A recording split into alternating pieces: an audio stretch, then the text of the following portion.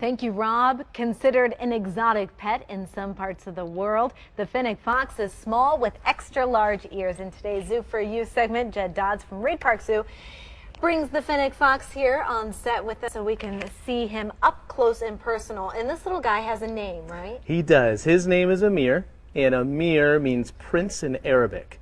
And so he is 6 months old, and a lot of times when people look at him, they say, oh, it's just a little baby. And he is young, so he's a youngster, only being 6 months old, but he is full grown. Wow, okay, and the big ears, does that mean he can hear very well? That's exactly right. This guy is kind of the combination of some magical adaptations. And so they live in northern Africa, the Sahara Desert, and so those large ears are the first thing that people see. That's the stereotypic thing that you see with a Fennec Fox. They have the largest ears per body size of any of the canids.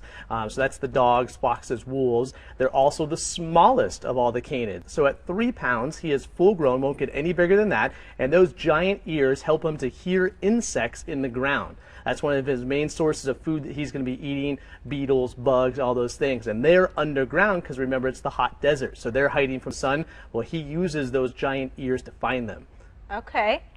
What's the lifespan of these guys? These guys in captivity can live up to about 15 years, so kind of like your domestic dog. Okay. In the wild, much less, because they do become prey to some animals, some owls, some eagles, some hyenas. There's a lot of predators out there, which is also one of the things that they use all these great adaptations for, that nose, those eyes, those ears. One of the coolest things with the Fennec Fox is if you look at their pads, it might be hard to see it on camera, but you can see that they actually have fur on the bottom of their pad. Most dogs, when you look under their pads, you can see that you can actually see some skin in the pad. Well, these guys have fur, and that's because of that hot Sahara sand would burn their feet. So they have this great adaptation where they have the fur under there that helps them to cool so that they can move across the sand and not burn their little feet. Now, are they friendly? I mean, he seems friendly, but I know you were a little concerned about bringing him on. You were worried that maybe he might not be ready for all the lights and all the activity here, but... That's exactly right. We got him about 3.5, 4 months ago, and when he was just a baby, and we have been extensively working with him almost 24 hours a day. He has gone home with some of us just to get the socialization and the training. This might look like a very subdued, friendly animal and a very cute one to get. And if you go to YouTube and type in Fennec Foxes, there's a lot of people that get them as pets.